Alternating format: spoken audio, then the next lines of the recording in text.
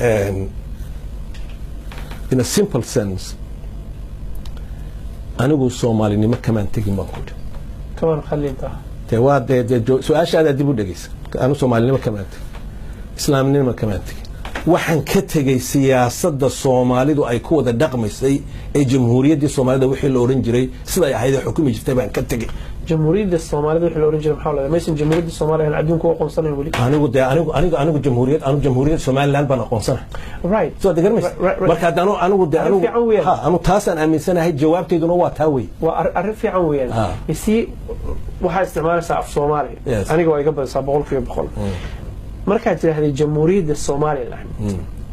definition كأما قيحتان كالجمهورية وحويها وضن حدود له مدح بنان عدوك انترافسي هاي وأصول قولي وتاقن سيد الصومالي أي تاي يوغندا أي تاي تنزانيا أي تاي كينيا أي تاي ودمد العالم كودان تاريخ ولالك وادقو آدي أدرى لغا سؤالها قلنا very important questions so I have enormous respect for this thank you and واحد جري وي waxaan jirin ma waa wax jiri way Soomaaliya oo aan jirin tani markaad ka hadlaysay Muqdisho iyo Koonfur oo aan jirin bay Somaliland jirtay as a country hadda anta such the base there so the gumist more than 30 countries baa aqoonsanaa Somaliland inay wadan cusub oo xorriyad qaataday tahay so the gumist xuduud bay lahayd so the gumist caalanka Soomaalida ee maanta xamar yaala ee buluuga ee xidigtu ku shaabadaysan tahayna shan gees buu leeyahay شنتها جيس شن ودن ما قبله ودن كله كترسن شن ودن أيه هاي شن ودن سومالي لاند مد بكم يدهاي سومالي لاند مد بكم يدهاي صدق ديك الله كويس كتجي سو هذا قرمش سومالي لاند شقق جونيه كم صارنا إن الله يسكو هاي سومالي شقق جونيه نجم صارنا تاسوا واحد لو سميه هوي سو هذا قرمش مالين لأنه ويديه وان هذا الباند كجيس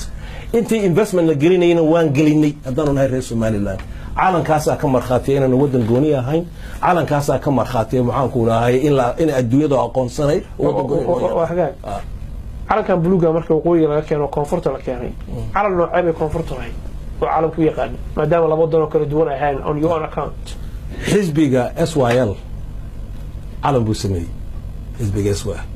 حزبية كلا أي جري سوماليلاند يد معاكونا هاي إيطاليا سومالي حزبية كلا أي جري حسب كمان لا عالم نوع عيب هاي عالم كو قنصية جواب تمياد يصير وقت قد مساء واحد رال نوع بروفيسوري waxaan rabaa inaan ogaado calan baan keenay baa leedahay buluug waa shan xidigood buu leeyahay haddii adigu aad dawlad ahayd hal calan leh shan dawladood kala duwan lahaa dawladaha kala calamadoodii calan nooceebay koonfurtu lahayd xisbi ma sheegayo xisbiyo badan oo calamada jira waqooyiga laftiisa xisbiyo kala duwan ka jira waatan ku soo wada calamay kala yeelan karaan soo dawladda Soomaaliya calankii lagu yaqaanay ee koonfurta ay madax xarunta u ahayd calanku wuxuu yaqaanay markaa waxaan ku yidhi adayada si wanaagsan ii dhigay ka musay ku dhigaysan ballan Somaliland saddex waxa jira xisbiyo waaweyn SNL NUF USP xisbiyo kala gooniye haya community kala gooniye ay ku jiraan anigu family-gayga waxaan ahay NUF USP ma aan ahayn dadka waxyaabo dadku ay iska samaystaan soo dadka Soomaaliyeed USP ma aan ahayn NUF baan ahay laakiin caalamiina ay dawlad miina ahayn walaal hadda dhageyso soo degarmis dawladnimo ay saddexduba ka shaqeynayeen horta in Ingiriiska dawlad laga qaato xornimada kama shaqeynayeen in Muqdisho la xoreeyo taasi shaqo kale dadkii kale u taale shaqadii halka xisbiyadii kale in wadankan la xoreeyo waxay taasi ku tusaysaa inay ka gooniyahay Somaliland Soomaaliya inay ka gooniyahay xisbiga USP iyo xisbiga SNL iyo xisbiga NUF shaqadoodu waxay ahayd Ingiriiskii in laga xoroobo deetana wixii marka taala dhameeyo laga wada hadlo deetana sidii unionkii ummadii Soomaaliyeed ma ahan Soomaaliya iyo Somaliland shantii la isku keenay ayay shaqadu ahayd two stages ka caynkaas ah stage kale way ku dhacdo Ingiriiski waa laga tagay tima dawaakii ka nasiib ka nasaar sidii ba gobonimo lagu qaatay xisbiga SYL ku markaa iyagu waxay ahaayeen xisbiga qura ee ah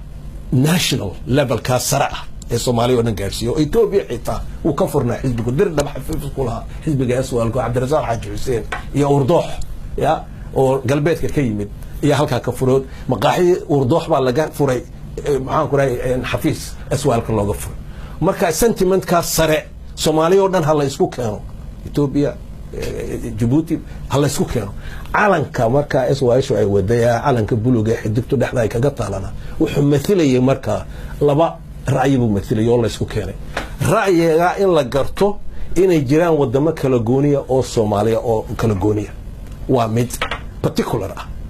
iyo ra'yiga shantaasi kala goonida haddana waa Soomaaliya in la isku keeno ay mid noqdaan calanku labadaaba spiritka labadaasi way ku jirtaa hadii kale wuxuu noqon lahaa calan buluug ah oo aan xidigtu ku dhex jirin ayuu noqon lahaa aniga sidaas ay ila egtahay